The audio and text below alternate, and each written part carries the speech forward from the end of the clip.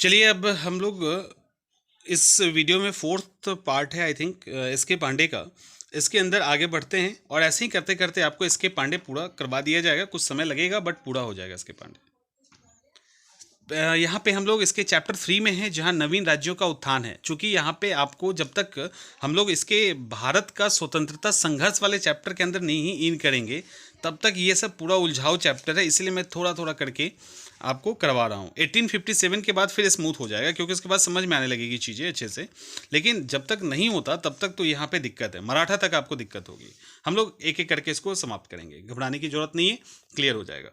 दक्कन के निज़ाम। सबसे पहले दक्कन जो हैदराबाद राज्य है इसकी स्थापना की गई थी निज़ामुल मुल्क, जिसको चिनक्लीस खां भी कहते हैं, चिनक्लीस खां भी कहते हैं, निज़ामुल मुल्क के द्वारा की गई थी। हैदराबाद स्टेट की बात की जा रही है और ये मोहम्मद शाह के टाइम में हुआ था। एक्चुअली ये दरबार में इतना षड्यंत्र हो रहा था, इससे नाराज़ होके जो चिनक्लीस साहब थे वो इसके पहले भी इनको दक्षिण का सूबेदार नियुक्त किया गया था। ध्यान रखिएगा 1720 में इनको फिर बुला लिया गया, लेकिन दरबार में इतना ज़्यादा षड्यंत्र था कि ये तंग होके बोले कि शिकार करने जा रहे हैं, उसके बहाने ये निकल गए।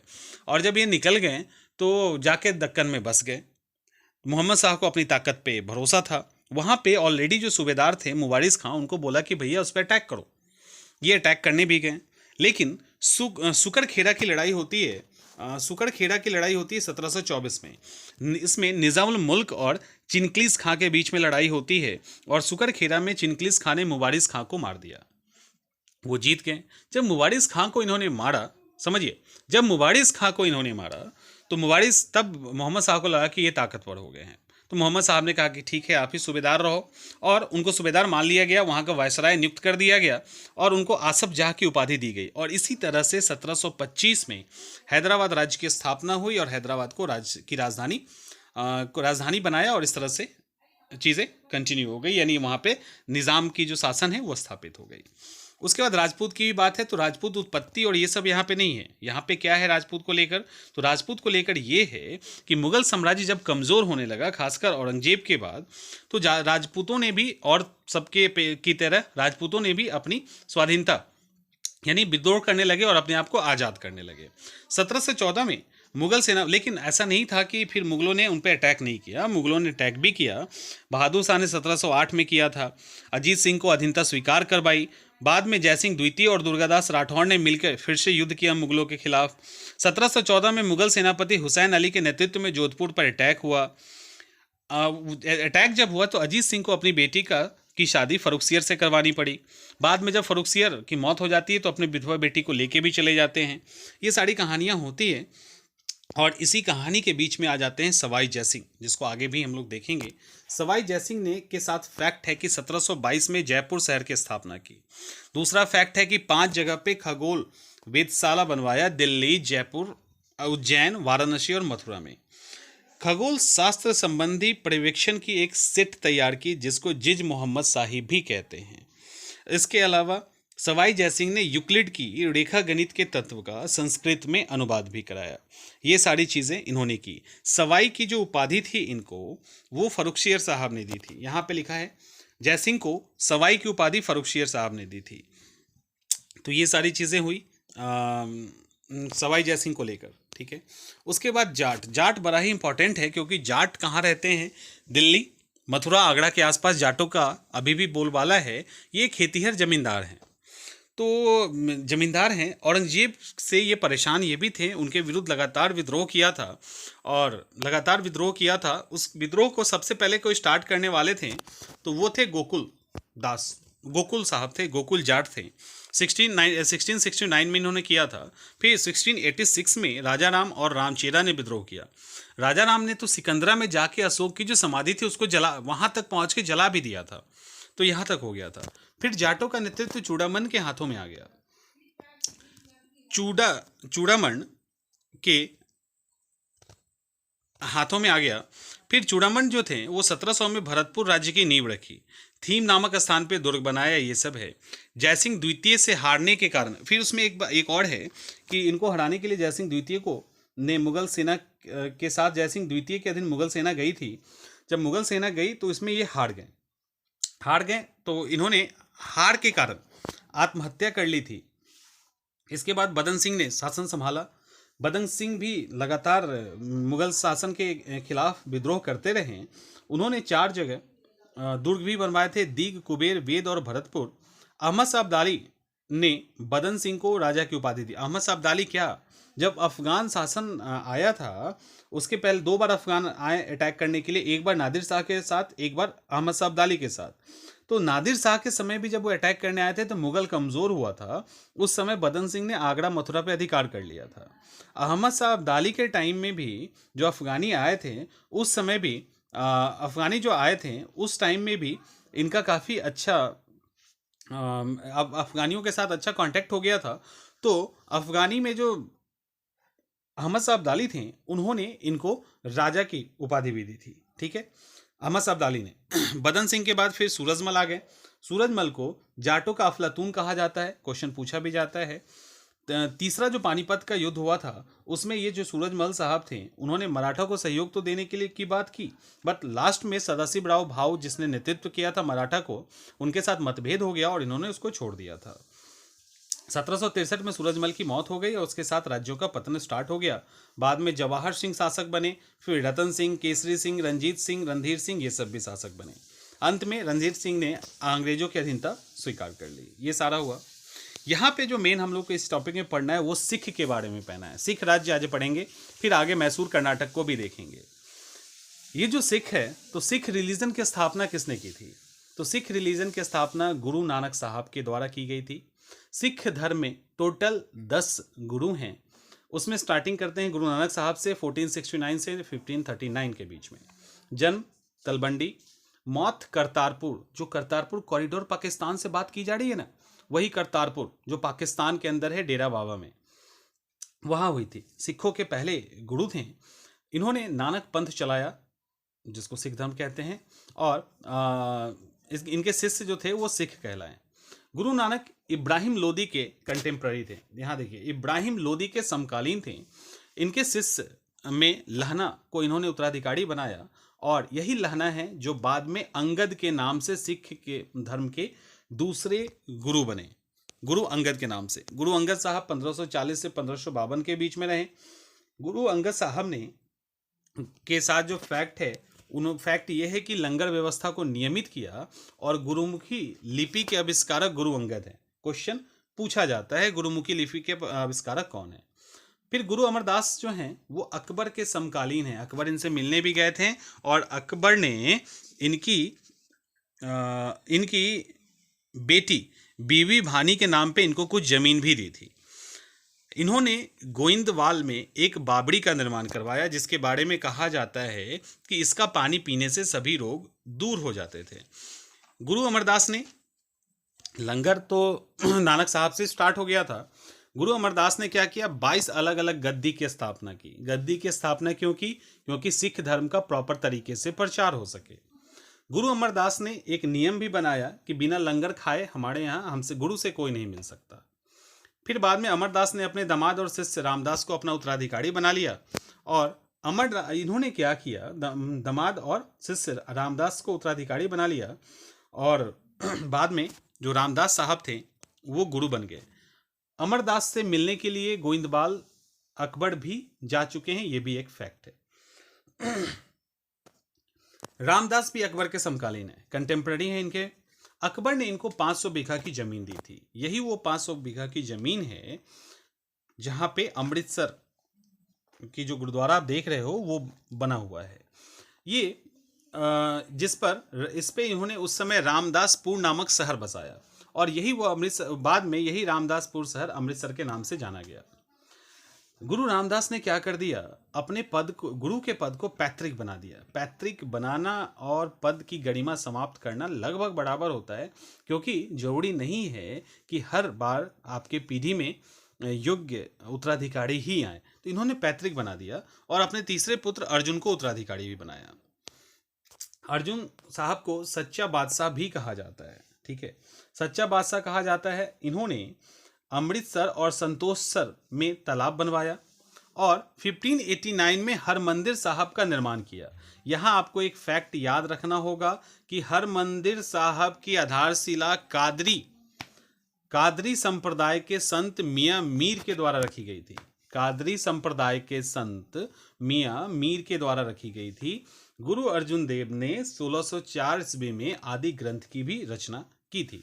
इसके अलावा इनके द्वारा तरन तारन करतारपुर में नगर स्थापित किया गया था और इन्होंने टैक्स लेना स्टार्ट कर दिया, आध्यात्मिक कर, ठीक है, कह सकते हो धार्मिक कर लेना शुरू कर दिया। जो भी इनके शिष्य हैं उनको अपनी संपत्ति का 1/10 भाग गुरु को अर्पित करना होगा, पहले नहीं लिया जाता था।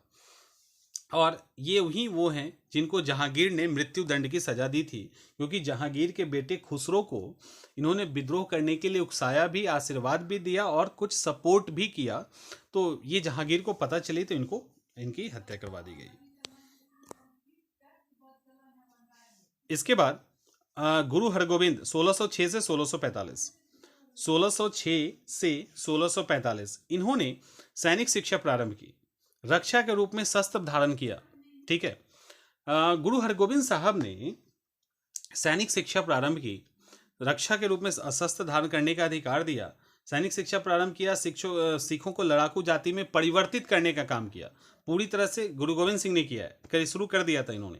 अमृतसर नगर में किलेबंदी भी करवाई। और अमृतसर का जो आप अकाल तख्त देखते हो ना 12 फुट ऊंचा, अकाल तख्त जो अमृतसर का 12 फुट ऊंचा है, हरिगोविंद साहब ने ही बनवाया था।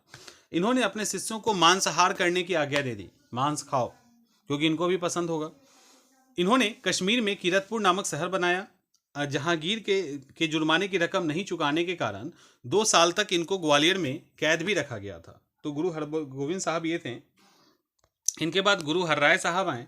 तो गुरु हरराय साहब ने भी सैनिकों को शिक्षा दी, सैन्य शिक्षा दी अपने शिष्यों को। शाहजहां के पुत्रों के बीच उत्तराधिकार का युद्ध भी हुआ था, दारा सिकोह इनसे मिलने आए थे। उसके बाद गुरु हरकिशन, यहाँ पे ध्यान ये रखिएगा कि जहांगीर ने इनको बुलाया था औरंगजेब ने इनको दिल्ली बुलाया था, लेकिन ये खुद नहीं जाके अपने बेटे राम राय को भेजे थे। किसने? हरराय ने अपने बेटे राम राय को भेजे थे। लेकिन राम राय बाद में औरंगजेब के साथ ही मिलके उसको खुश करने का काम करने लगे, जिससे ये गुस्सा हो गए। गुस्सा होने के कारण इन्होंने हरकिशन को अगला गुरु बना दिया। और हरकिशन को जब गुरु बनाया तो डेफिनेटली राम राय से विवाद तो होना ही था। तो हरकिशन साहब ने अपनी गद्दी अलग करके देहरादून में स्थापित कर ली। इन्होंने देहरादून में गद्दी स्थापित कर ली और इनके अनुयायी राम राय कहे जाने लगे। इनकी मौत चेचक से होती है। फिर गुरु तेग बहादुर वो हैं चांदनी चौक में शीशगंज जो गुरुद्वारा है उसके ठीक सामने एक जगह है, छोटा सा चौराहा पे, वहां पे इनको यातनापूर्वक हत्या कर दी गई थी औरंगजेब के द्वारा। इनको दिल्ली बुलाया गया, कहा कि इस्लाम कबूल करो, नहीं किया, इनकी हत्या कर दी गई। फिर बाद में कहानी आती है गुरु गोविंद सिंह की। गुरु गोविंद सिंह अंतिम और 10वें गुरु हैं। इसके बाद इन्होंने बोला कि अब सिख धर्म में कोई गुरु नहीं होंगे, ये जो गुरुवाणी किताब है ना, ये किताब ही आगे अब जो भी हैं उनको निर्देशित करेंगी गुरु के रूप में। इनका जन्म कहाँ हुआ है? पटना में 1666 में। बेटे का नाम 4 हैं बेटे इनके, अजीत सिंह, जुझार सिंह, जोरावर सिंह और फतेह सिंह। अजीत सिंह, जुझार सिंह, जोरावर सिंह और फतेह सिंह।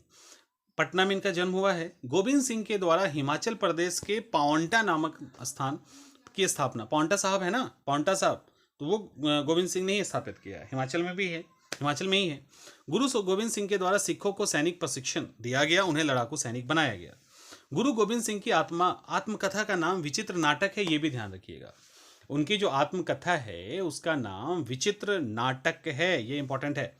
और उन्होंने एक किताब भी लिखी जिसको चंदे दिबर किताब भी लिखी इन्होंने। इसके बाद इन्होंने, यहाँ पे होना चाहिए, इन्होंने 4 किले भी बनवाए। 4 किले जो बनवाए, आनंदपुर और कीरतपुर के मध्य 4 किले बनवाए, आनंदगढ़, किशनगढ़, लोहागढ़ और फतेहगढ़। उसके अलावा नादौन का युद्ध भी होता है 1690 में। मुगल की सेना ने आलिफ खां के नेतृत्व में पहाड़ी राज्यों पर अटैक किया। परिणाम स्वरूप कहलपुर में भीमचंद्र ने गोविंद सिंह से सहायता भी मांगी और ये जो नादौन का युद्ध हुआ था 1690 में, इसमें गोविंद सिंह जीत गए, मुगल सेना को इन्होंने हरा दिया। ये गोविंद सिंह ही हैं जिन्होंने खालसा पंथ की स्थापना की थी। तो ये ध्यान रखिए, खालसा की स्थापना करने वाले गोविंद सिंह ही हैं। इसमें स्टार्टिंग कहाँ से हुआ और खालसा की स्थापना कब की है, ये देखिए 1699 में इन्होंने किया है। इन्होंने एक बार क्या किया, वैशाखी का टाइम था, अपने अनुयायी की परीक्षा लेनी थी।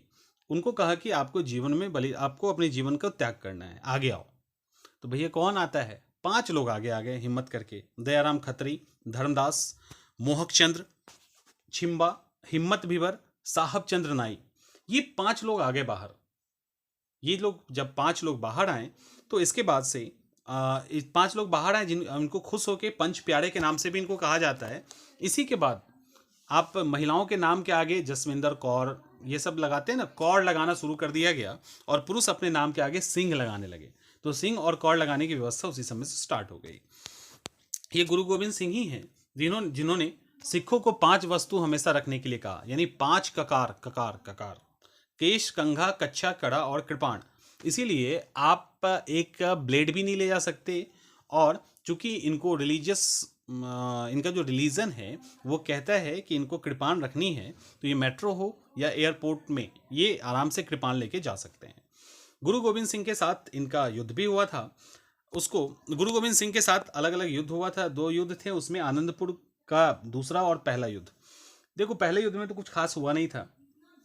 दूसरे युद्ध में क्या हुआ कि इनके बेटे जोरावर सिंह, फतेह सिंह और गोविंद सिंह की माँ यूरोपीय मुगलों के द्वारा बंदी बना ली गई। देखो जोरावर सिंह और फतेह सिंह बंदी बना लिया गया। गोविंद सिंह भागने के लिए तैयार भाग गए वहां से। जोरावर सिंह, फतेह सिंह को सरहिंद लाया गया। वहां उनको कहा गया कि इस्लाम कबूल करो नहीं तो मारा दिया जाएगा। इस्लाम कबूल करने को तैयार नहीं हुए तो उनको जिंदा दीवार में चुनवा दिया गया 1704 में। इस घटना को देखकर गोविंद सिंह की मां की वैसे ही हार्ट अटैक में मौत हो गई। उसके बाद चकमौड़ का युद्ध होता है 1705। इस युद्ध में गोविंद सिंह के बेटे अजीत सिंह और जुझारू सिंह मारे गए। इस युद्ध में गोविंद सिंह और मुगलों की सेना के बीच लड़ाई हुई थी। गोविंद सिंह भागने में सफल हो गए थे यहाँ पर भी, लेकिन यहाँ पे इनके दोनों बेटे और जो थे उनकी भी बलि हो गई। उसके बाद खिरदाना का युद्ध हुआ। खिरदाना के युद्ध में गोविंद सिंह विजयी हुए और यहाँ पे गोविंद सिंह ने आदि ग्रंथ का पुनः संकलन करवाया, जिसे 10म पातशाह भी कहा जाता है। गोविंद सिंह के द्वारा गद्दी को समाप्त कर दिया गया और गुरुवाणी को गुरु का शब्द कहा गया और ये बोला गया आगे कोई गुरु नहीं आएंगे, अब यही आपको गाइड करेंगे। आगे कोई गुरु होना नहीं था, लेकिन जब ये नहीं रहते तो पॉलिटिकल जो लीडरशिप था वो किसके हाथ में जाता। तो बंदा बहादुर को इसके लिए अपॉइंट किया गया। बंदा बहादुर वो हैं जो जम्मू के रहने वाले हैं। बचपन में उनका नाम लक्ष्मण देव था। गोविंद सिंह ने इनका नाम बंदा बहादुर रख दिया।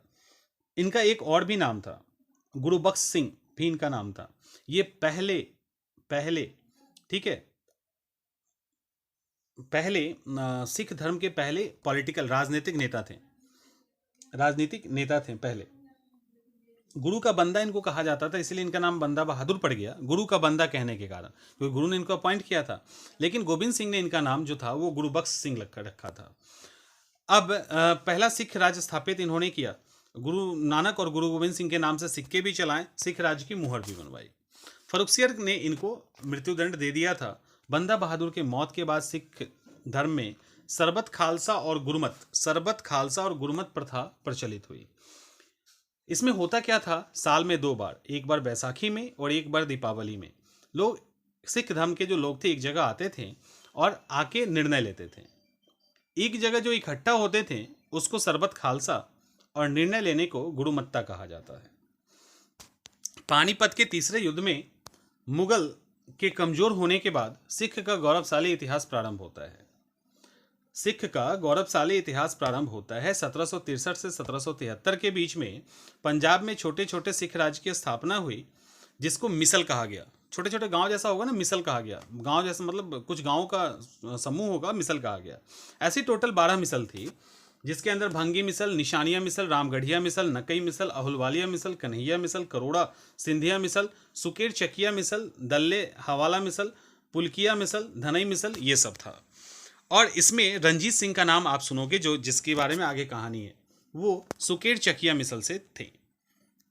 जो सुकेर चकिया मिसल के प्रमुख थे वो थे मान सिंह, सुकेर चकिया के थे रंजीत सिंह, और ये जो थे सुकेर चकिया मिसल के हेड मान सिंह के बेटे थे। इनको 12वें साल में ही, क्योंकि इनके पिता की मौत हो गई, तो 12वें साल में ही इनको सुकेर चकिया मिसल का प्रमुख बना दिया गया। यही है जो कोहिनूर हीरा लेके आए थे। जमान शाह जो अफगानिस्तान के शासक हैं, उन्होंने इन पे अटैक किया, 2 बार अटैक किया, 1796 और 97 में। तो 1797 में जो दूसरी बार अटैक किया उसमें ज़बरदस्त आक्रमण किया गया, ज़बरदस्त जवाब दिया गया रंजीत सिंह के द्वारा। भारी नुकसान पहुंचा अफगान सेना को। ये लोग भागने लगे। भागने के दौरान 12 तोपें जो थी वो चिनाब नदी में गिर गई। रंजीत सिंह ने क्या किया, इन तोपों को निकलवाया और निकलवा के वापस लौटा दिया। जमान साहब भाई साहब खुश हो गए।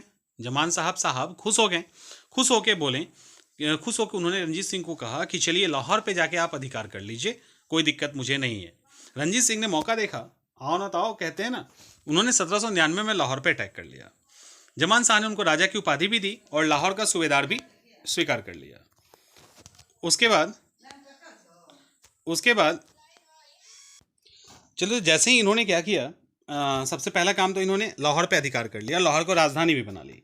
उसके बाद मौका भी था, इन्होंने क्या किया, अमृतसर को भी छीन लिया। किससे? अमृतसर पे किसका अधिकार था पहले, ये भी याद रखो। अमृतसर पे पहले भंगी मिसल का अधिकार था। तो भंगी मिसल के अधिकार में था, अमृतसर को इन्होंने छीन लिया और अमृतसर को अपनी धार्मिक राजधानी बनाया। ठीक है, और जो इनकी राजनीतिक राजधानी थी वो लाहौर थी, धार्मिक कौन हो गई, अमृतसर।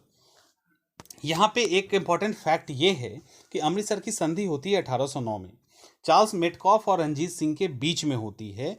और चूंकि हुआ क्या कि ऑक्टर लोनी साहब की अंग्रेजी सेना रंजीत सिंह ने मालवा की तरफ अभियान किया था, यानी वो सतलज पार करके भी अपना अधिकार जमाना चाहते थे।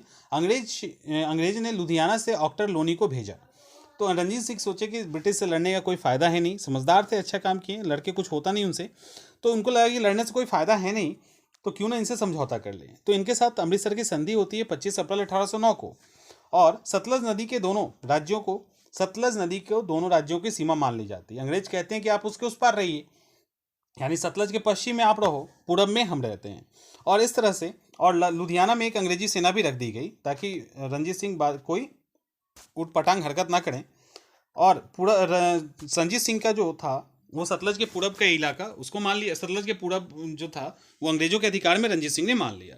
1809 में क्या हुआ कि रंजीत सिंह ने कांगड़ा को जीता। 1813 में शाह सुजा से कश्मीर को अपने अधिकार में लेकर कोहिनूर हीरा भी, ये क्या हो गया, देखो 1813 में क्या हुआ, 1813 में शाह सूजा, अफगानिस्तान के अमीर शाह सूजा से कश्मीर को अपने अधिकार में ले लिया, और उससे शाह सूजा से ही इन्होंने कोहिनूर हीरा भी लिया।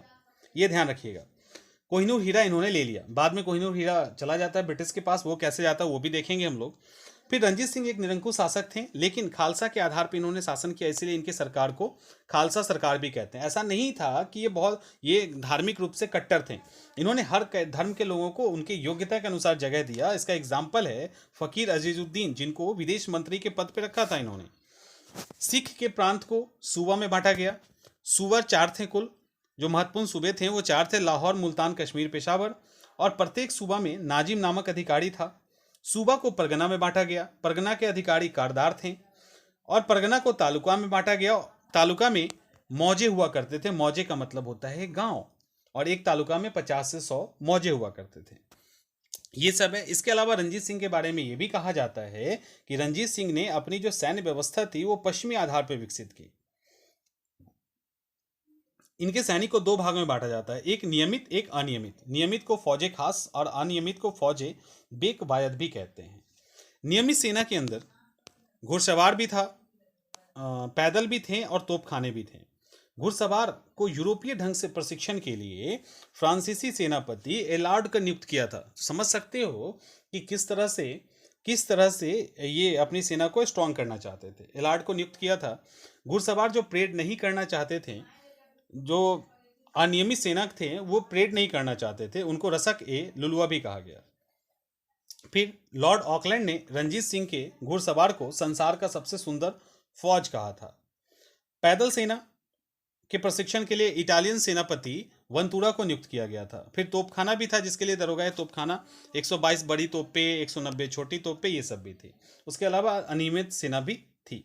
ये सब हो गया। यहाँ पे सवाल और भी है। सवाल क्या है कि रंजीत सिंह के बाद कौन शासक हुए? तो रंजीत सिंह के बाद जो शासक हुए वो थे खड़क सिंह। खड़क सिंह के बाद जो शासक हुए वो थे नौनिहाल सिंह।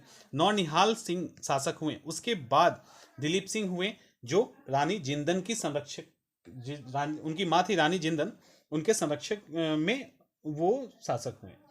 तो ये सारी हैं। लेकिन यहाँ पर ध्यान ये रखिएगा कि आंगल और सिख युद्ध होता है, दो आंगल सिख युद्ध होता है, और लास्ट का जो दूसरा होता है उसमें सिख जो राज्य था वो हमेशा के लिए ब्रिटिश राज्य में मिला लिया गया। पहला आंगल सिख युद्ध 1845 से 46 के बीच में होता है। यहाँ पे महारानी जिंदन की महत्वाकांक्षा थी, क्योंकि ये ब्रिटिश सेना को हटाना चाहती थी और राजनीतिक दखल से उनको भगाना चाहती थी। ये जो पहला आंगल सिख युद्ध हुआ, इसमें एक ही लड़ाई नहीं, चार लड़ाई होती है। एक है मुदकी की लड़ाई, दूसरी है फिरोज शाह की लड़ाई, तीसरी है बद्दोबाल की लड़ाई, और चौथी है आलीवाल की लड़ाई। एक और लड़ाई होती है जिसको सबराओं की लड़ाई कहते हैं। और ये जो पांचवी लड़ाई थी, सबराओं की लड़ाई, यही निर्णायक लड़ाई थी। और लड़ाई के कारण क्या था? लड़ाई का कारण था जो लाल सिंह थे और तेजा सिंह थे। लाल सिंह और तेजा सिंह अंग्रेजों के पक्ष में सिखों के साथ विश्वासघात कर दिए, और फाइनली क्योंकि सेना को यही कंट्रोल कर रहे थे, तो और फाइनली जो था सिख आंगल युद्ध में सिखों की हार हो जाती है। जब सिखों की हार होती है तो इसका अंत होता है लाहौर की संधि के द्वारा। लाहौर की संधि में सतलज के पार के जितने भी प्रदेश हैं वो समझो कि हमेशा के लिए सिख के हाथ से निकल गए। सतलज और ब्यास नदी के बीच में भी जो दुर्ग था, वो भी दुर्ग पूरी तरह से ब्रिटिश सरकार को दे दिया गया। इसके अलावा 1.5